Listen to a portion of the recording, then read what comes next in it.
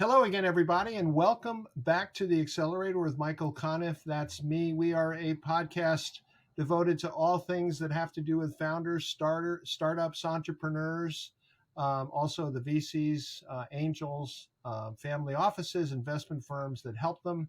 Not to mention accelerators and incubators. It's a really long list. Remember that we are on all the major podcast platforms. If you happen to get a chance to subscribe, that would be great. Also to rate us, give us a nice high rating if you feel that way, if you feel good about what we're doing.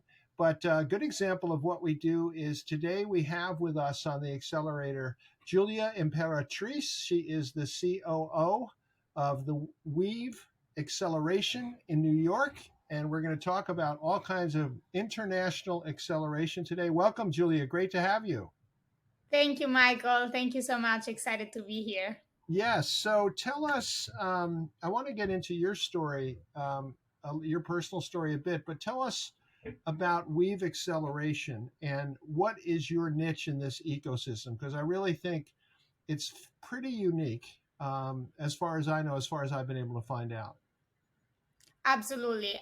So maybe a little bit of background. WEVE Acceleration is a startup accelerator. We're based in New York, but we operate in all the US and we help international startups with US market entry. We focus specifically on startups that are outside of the US that already have traction, growth, that have a strong team and product. B2B focus that are selling to usually enterprise clients, and we help them with anything that's like from raising funds, opening an office, build their team, also attract clients and follow their business development leads here in the US. So that's a lot. Now, how do you manage to do that? I know you generally do not charge the participants or take equity. So how do you make this happen? Right. So our business model, it's different according to the partner we're working with. We have one line of the business is working together with corporate and governments, and that's where the majority of our startups comes from. We design and customize specific acceleration programs for different ecosystems. For example, we've been working now for a few years with Australia, Canada, India, and other countries to really develop a platform for them to support their companies going abroad and specifically to the US. And we also have our own flagship program that is dedicated to all international startups. We have a rigid selection process for that one. So we only accept 5 to 10 startups per batch. And for that one, we do charge a flat fee directly to the companies. And that is called Plunge. Is that right? What's the name of that No, it's our flagship program. So it doesn't flagship have a program? specific Okay, name. sorry.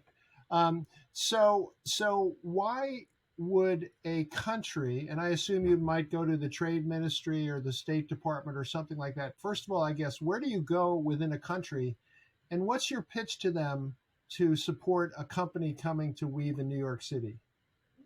Yeah, so it's a pretty easy pitch because every company more or less has to go at a certain point to the US if they do want to scale and grow their business. It's one of the biggest market in the world, especially for B2B customer developments, but it's just like a huge market that most international companies have to keep in mind.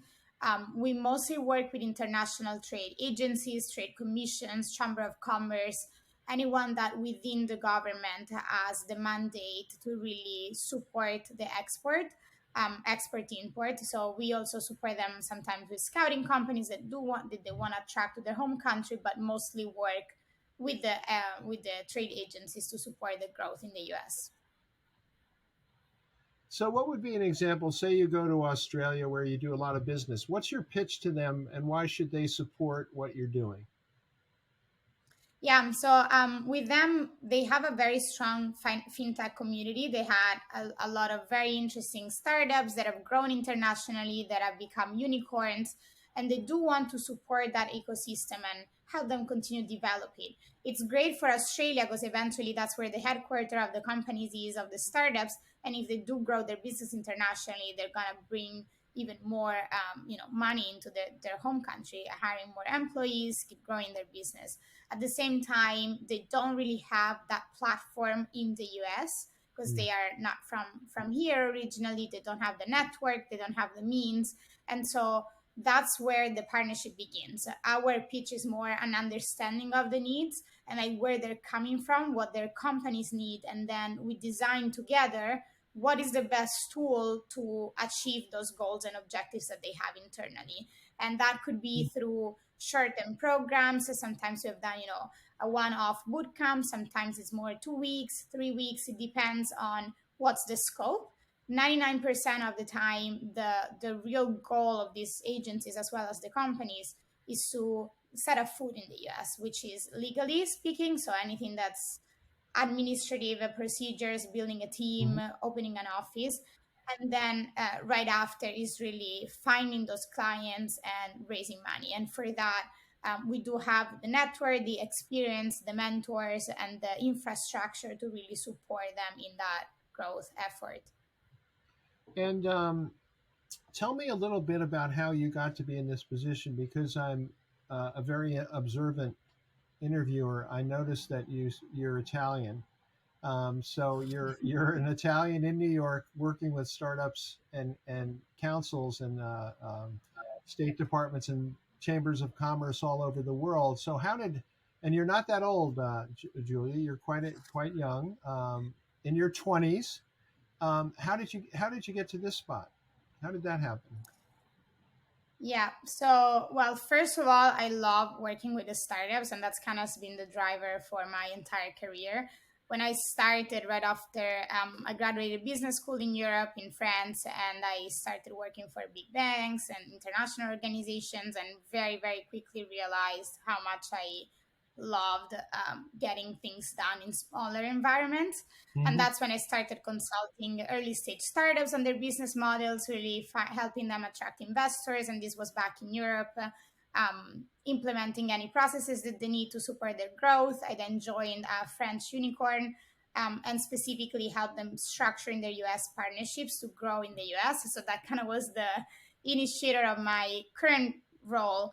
And very quickly realized I wanted to be broader in scope and reach. And that's when I joined the accelerator, originally as a manager for their program, and then kind of expanded the scope to be working with more international organizations. I am a firm believer that partnership is what eventually the future is for ecosystems like ours, where it's all about connections and network. And that's kind of how I started building off that revenue line for us and started building those partnerships with the different trade organizations around the world. Being Italian, being international, I can tell that also it's not easy to make it in the US without having that support and that network. And Mm-hmm. it's a real challenge for most of our startups. Doesn't matter how good the business is or how committed the founder is. It really is about where do you have enough support to then make those steps faster, better, without losing time, money, and without destroying your product in the way. For startups, the runway is always short, so being able to make those efficient decisions quickly enough is very significant. So, Julia, at WEVE, maybe you could give me a couple of examples as to how you help companies. There's probably a wide variety of ways you can help a company, but how do you do that? And what's the biggest barrier for international companies coming to the United States? Yeah, so everything starts from really understanding the needs of the companies. Every team is different, regardless of the industry that they Hmm. operate in. We do a first part of the program is really in depth into business analysis. And so we sit down with the founders, myself, usually the entrepreneur in residence or our program director, and go over what are some of the challenges that they're having in their home country with their product or in the US. And then based off of those challenges, we draft what is a roadmap, a KPI roadmap, where we identify what are some of the immediate next steps that they need to take that we can support them with, and what are some of the more long-term goals and what processes we can set up in place together while they're in the program to then get there in a 6 or 12 months period of time. So that's kind of the very beginning. And then we execute in the short term, and our programs are, as I mentioned, 2 weeks up to 3 months. So depending on what's our time horizon, we set up those different KPIs. And what we do as a second step is usually customizing that story, and making sure that it resonates with the US market. And I'll make some quick example, but we can have companies that are selling to big international banks or financial institutions in Europe or in Asia or in Australia or wherever else, that not necessarily resonates with the regulation, the market, the clients, and the needs that those institutions have in the US. And Mm. so the first step there is, and the biggest challenge I would say also to answer your question, is really understanding that your market it's different even when you have the same client or even for the same product. And so the very first step is crafting that story, outlining what's your unique selling proposition for those clients in the US. And then after that is done, and we are sure and like we validated with a few mentors in the program, with potential customers that are also in our network. Once that's validated, we help them with concretely business development. And so sitting in front of the right person in the right company, to being able to present their product and solution, and hopefully that's going to spark a collaboration. And the backside of this is that our team internally constantly works to build up that corporate network that will be interested in those solutions. And so we kind of also work as enabler for corporate partners to Mhm. find and identify which startups in our network are the right ones to help them with the challenges they're having. And so in the selection process, we keep that in mind as we're recruiting the companies for the next batch. Eventually, we win if it's a win-win situation. And so if the startup are able to concretely present their solution, and for the corporate, if that is a match and is actually what they need internally, and so if they're able to then close an agreement. And that's one side. Mhm. The other side is if the founders are also looking to raise funds in the US, which is very common. Mhm. Obviously, it's an expensive market. As we know, it's capital intensive. If you need to build a team in the US, that naturally follows market acquisition and traction.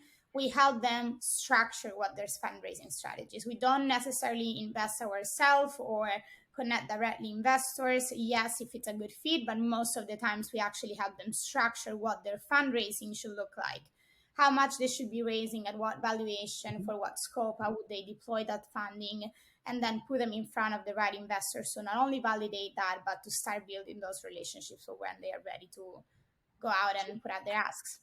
So, what would be an example of a short-term founder, a short-term problem a founder might have coming to Weave, to the Weave Acceleration program versus a long-term problem? What are the things you see right away, and what are the things that kind of play out over a longer period of time? Yeah. So right away is getting access to enough market to validate those statements, right? Like, so if what I'm saying now is that a bank might have a KYC problem in the US, that's very different than the one in Europe, because their process is different for customer validation.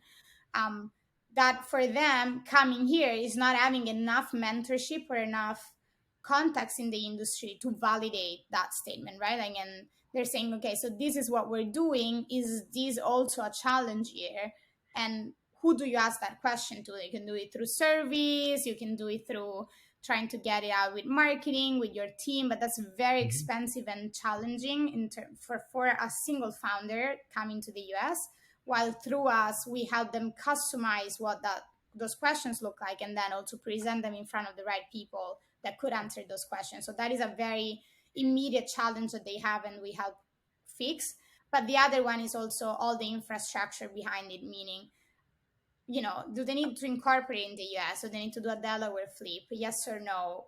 Do they need a legal partner for that? Who's the right legal partner for what they're doing? Do they need to hire internationally? Do they need to hire here in the US? What type of profiles? So we do also review what is their new team structure, who they want to hire, what's their compensation packages, and why. How is it different from your home country? Do you offer equity? Do you offer shares? Do you offer options?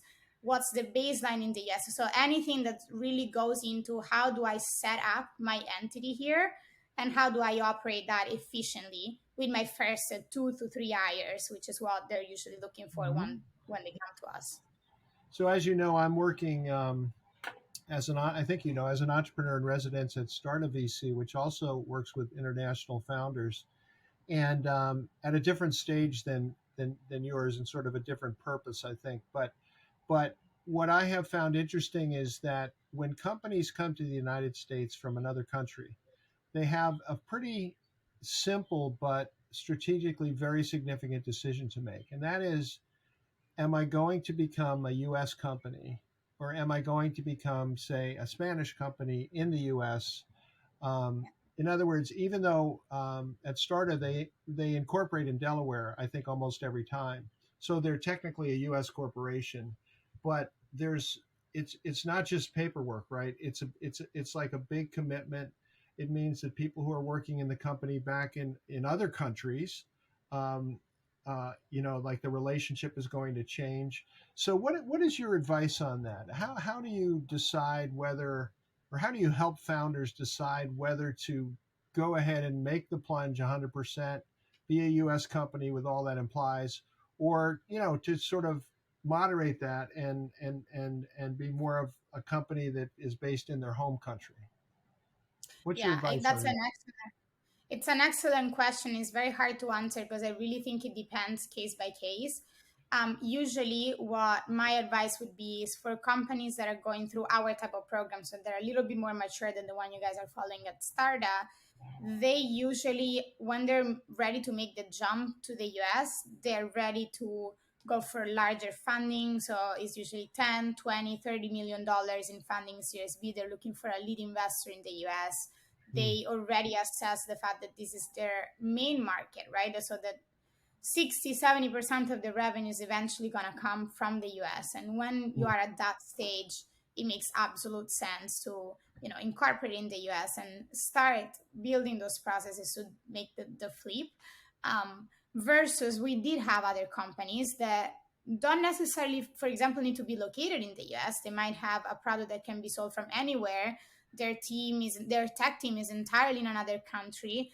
They, and I had a product management company, for example, that did this, right? Like they're absolutely remote. They do not need to be in the US. Yes, their revenues are coming from the US even before joining the program, but their mhm, clients are all internationals and they didn't require any legal presence in the US to be able to invoice and pay the invoices to them, or like to be on the platform. And so in those, they didn't need to fundraise at all because they were cash flow positive, revenue generating. They didn't need additional funding. It wasn't totally grown by the revenues. And so in that case, it didn't make any sense to say you need to incorporate in the US. It's more, how do you operate your team globally? Perhaps you do want to have a few employees in the US. You don't necessarily need to have your headquarters here. And so it does depend case by case. Our advice is usually if you're going full fledged and you need that technology backup, that investor backup, and those clients in the US, then yes, you should definitely make the jump. And in the long run, that's going to be rewarding. If not, then not mhm. necessarily. Yeah. Now, to what degree? I had a founder say to me recently, "Oh, geez, I've got to come to New York. Got to come to New York." To what degree do you think that founders in other countries have this? I would call it an American dream. This idea that I'm going to be Elon Musk. I'm going to come from South Africa. I'm going to change the world. How real is that? How much of that is for sure is Yeah, out there? The you dream. don't How need much to. is the Like dream?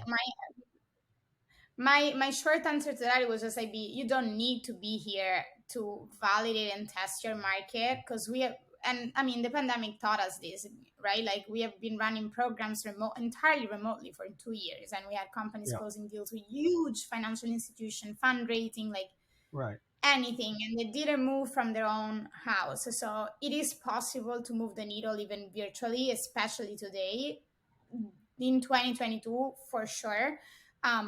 So there's a component there that I would say is being mindful of when you want to put in the resources to do this, because there is an element where I can tell you if you are in person, it's going to make the difference. If you are fundraising, I feel like especially investors have been scarred by the fact that they deployed all of their capital from a camera, right? Like in 30-minute meetings. And we're seeing now how that turned out to be versus in over 3 months with the adequate diligence, meeting the team, knowing the Hmm. founders. And that's on both sides. So I do Yeah. think there's an element for which you should be here when you need to be here, but you don't need to be here at all costs. And that is an element I feel of, like, this is the American dream. I just want to be in New York. I want to feel the energy, and they will feel the energy. But that is something that they could also do from home and like save resources, especially at the earlier stage, versus when it's really significant and like the commitment is much more in depth. Then they should be coming to the US and meet their partners in person, especially as they're building out the team. But it sounds like you have seen what I'm talking about, where there are founders who it's a big piece of their dream. It's a box to be checked, Yeah. and a big one, and it comes with a lot of advantages. Let's be clear.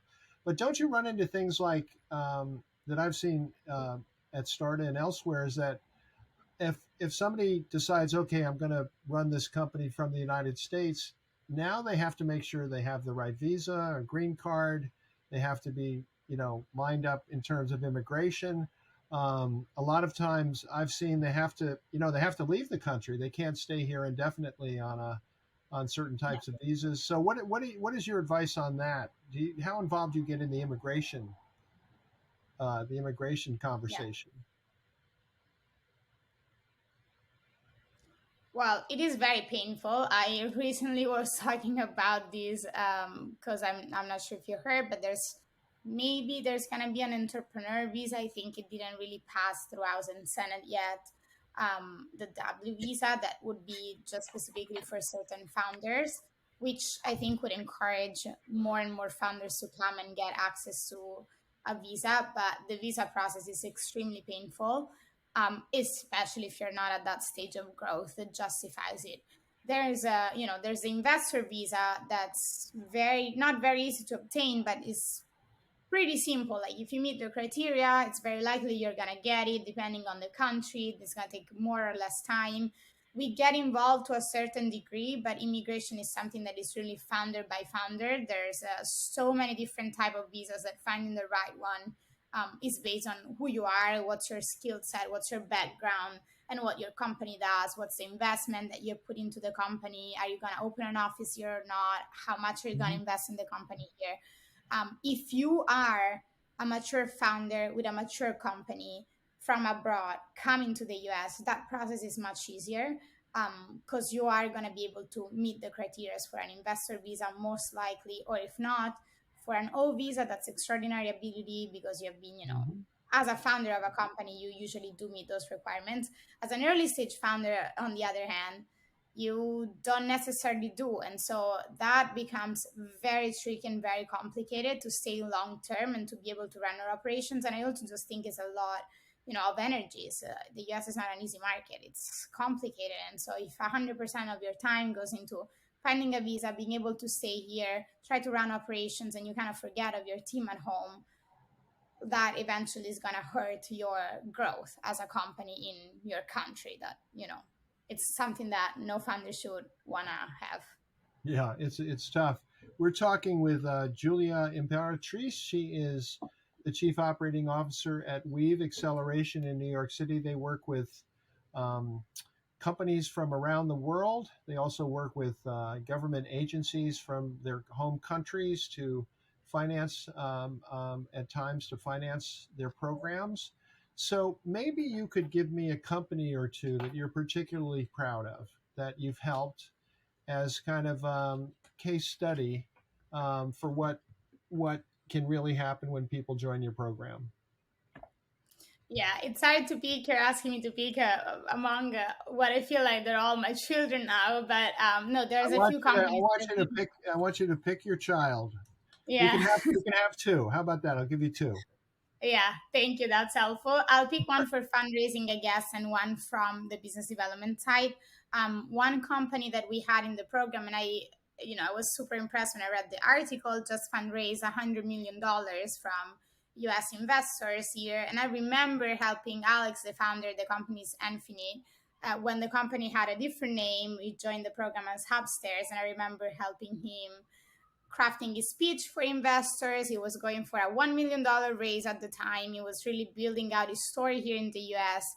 And Alex is one of those founders that works really hard, that doesn't show off, that always cared for his team, and you can see how dedicated and committed he is to his What's the new company name of growth. the Julia? What's the new name of the company? The company is called Infinite.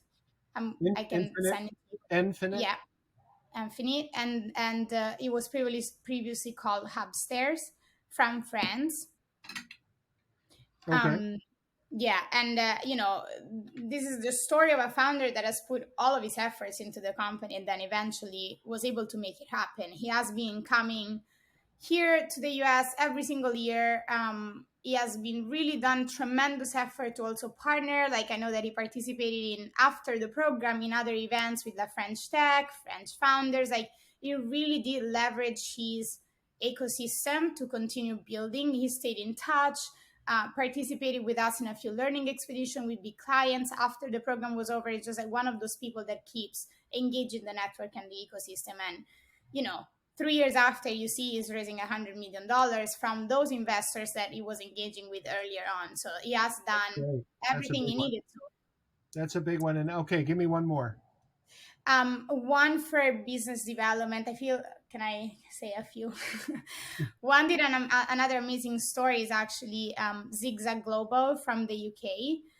This is a retail tech company. He joined our program virtually. I want to talk about this specifically because it was an entirely virtual program. And they have been with us. They were really focused on customer acquisition clients because they did have enough funding. They were growing their teams and they were experiencing tremendous growth. And they have leveraged every single feedback they got from the mentors in the program to improve their processes and grow their teams and continue scaling. And 6 months after, they were growing so quickly that they got acquired by a larger group. And that's like another tremendous success because they were able to close an agreement for $70 million, got acquired, and continue Wow. staying and scaling their business. And what's the Yeah, name of so that that one was a again? Tell us the name again. Zigzag Global. Zigzag Global. Yeah. Interesting. Well, listen, Julia, this has been super interesting. I really appreciate it. And tell us right now the countries that you're operating in, or that have put companies in the WEVE Acceleration. Over 25, so I can mention a few. We're working with Canada, we work with Mexico, we work with Argentina, we work with Brazil, we work with almost all Europe. So we have a Finnish company right now in the program, Italy, Spain, Portugal, Germany, what else? Belgium, Switzerland. We So work with a lot. India, And Australia, a lot of countries. how about in Africa? In Africa, we had Tunisia, the Mauritius, and I think Algeria, Okay, so Egypt. you're Also. just getting started. Yeah. Well, Yes, thank you. And how many languages do you speak? four. Not enough to cover the entirety of our portfolio. I still miss Portuguese, Indian, a bunch of others, but this gets me by. So Portuguese, Italian, No, I English, speak Spanish, French, Italian, and English. Spanish, French, Italian, and English. Okay, great. Well, listen, thanks so much for being with us here on the Accelerator. We are here every week at the very least. We're on all the major podcast networks, including Apple, Audible, Amazon, and others that don't begin with A. And you can also see us on YouTube if you want to get the full picture. And we would love it if you put in a good word for us, subscribe, and also give us a high rating if possible. And you can find me at on LinkedIn, of course, but also michaelconniff.com, michaelconniff.com, at Michael Conniff at Twitter. And I want to thank you for watching. Thank you again, Julia. And we'll be back with another podcast before you know it. Thank you, Michael. Thank you, Julia.